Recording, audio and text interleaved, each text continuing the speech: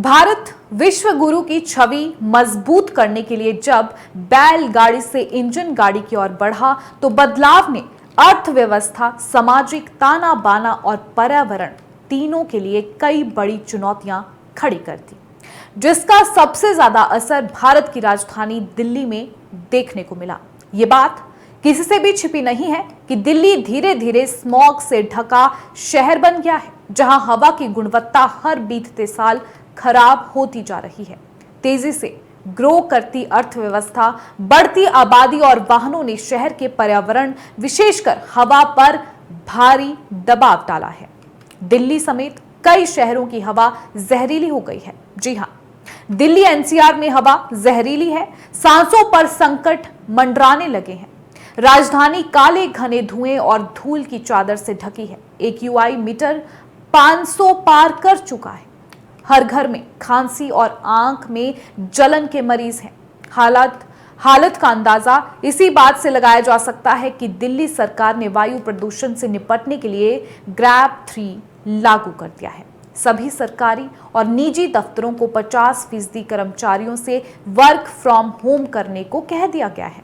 आपको बता दें, ठीक दिल्ली की तरह ही चीन का बीजिंग भी इसी समस्या से जूझ रहा था, लेकिन चीन ने बीजिंग में स्मॉग और प्रदूषण को कम कर दिया है। ऐसे में चीन ने स्मॉग और प्रदूषण को कैसे कम किया, आज उसके बारे में आपको बताएंगे। तो बता दें कि चीन की राजधानी बीजिंग में 2007 से एयर पॉल्यूशन शुरू हुआ, तो 2011 तक पहुंचते पहुंचते हालात दिल्ली से भी बदतर हो गए थे।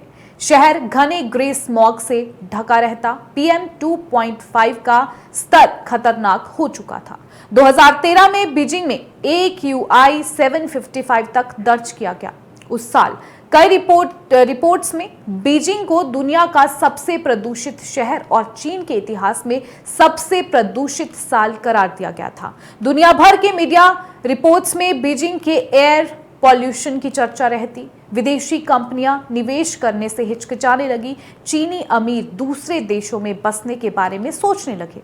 एयर पॉल्यूशन की समस्या चीन के लिए अंतर्राष्ट्रीय स्तर पर शर्मिंदगी का कारण बन गई थी। तब चीन ने आक्रामक, सख्त और सुनियोजित नीतियां और योजनाएं बनाई, जिनका नतीजा ये है कि आज बीजिंग की हवा साफ हो चुकी है। AQI लेवल 100 तक आ पहुंचा है। इसी के साथ अब बीजिंग एयर पॉल्यूशन से जूझ रहे शहरों के लिए उदाहरण बन गया है। आपको बता दें कि चीन ने सबसे पहले जो है उद्योगों को लेकर प्लान बनाया। चीन की सरकार ने बीजिंग के आसपास के हजारों छोटे और अत्यधिक प्रदूषित कारखानों को या तो बंद कर दिया था या फिर दूर के प्रांतों में शिफ्ट कर दिया। स्टील, सीमेंट और कोयला पर चलने वाले बिजली संयंत्रों जैसे भारी उद्योगों को क्लीन एनर्जी और टेक्नोलॉजी अपनाने या फिर बीजिंग छोड़ने को मजबूर कर दिया। दूसरा एक्शन वाहनों पर लिया गया। बीजिंग में स्मॉग बढ़ाने में गाड़ियों से निकलने वाला धुआं सबसे बड़ा कारण था। इस पर लगाम लगाने के लिए चीन ने यूरोपीय मॉडल को फॉलो करते हुए सख्त उत्सर्जन नियम लागू किए। वाहनों के ऑड इवन डे का प्लान लागू किया। तीसरा एक्शन क्लीन और ग्रीन एनर्जी पर लिया गया। चीन ने सौर और पवन ऊर्जा में भारी निवेश किया, जिसके चलते जल्द ही दुनिया का सबसे बड़ा क्लीन एनर्जी उत्पादक बन गया।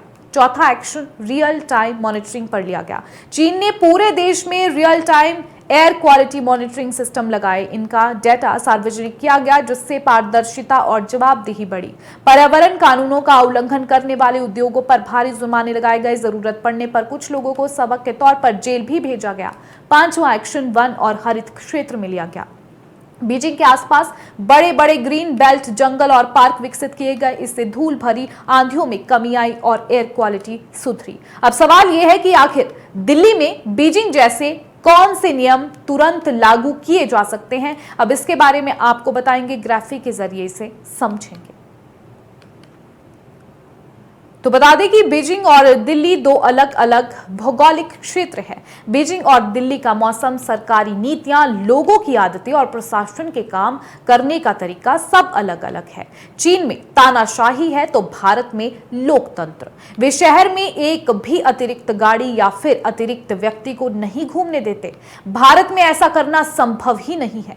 हालांकि सर्दियों में कुछ सख्त कदम जरूरी उठाए जा सकते हैं, जैसे ठोस कचरा, निर्माण मलबा और सड़क निर्माण से जुड़ी सभी गाइडलाइंस को ठीक से उनका पालन करना, धूल नियंत्रण और उत्सर्जन पर कड़ी निगरानी की जाए, आगे की योजना बनाने और उपाय लागू करने के लिए मौसम पूर्वानुमान का उपयोग करें, पूरे क्षेत्र में एक समान नियम लागू करना, बेहतर जमीन उपयोग की योजना बनाने और बफर जोन में तैयारी करनी चाहिए, कुछ इलाकों को वाहन मुक्त घोषित करना चाहिए, कचरा, टायर, पराली जलाने की गतिविधि पर पूरी तरह रोक लगनी चाहिए, धूल से निपटने के लिए नदी किनारों का विकास ताकि धूल कम उठे, मिट्टी की ऊपरी परत को बेहतर प्रबंधन किया जाना चाहिए, सभी उद्योगों से निकलने वाले प्रदूषण को कम किया जाए, इसके लिए सख्ती से नियम लागू करने होंगे। इन सभी प्रयासों में लोगों की भागीदारी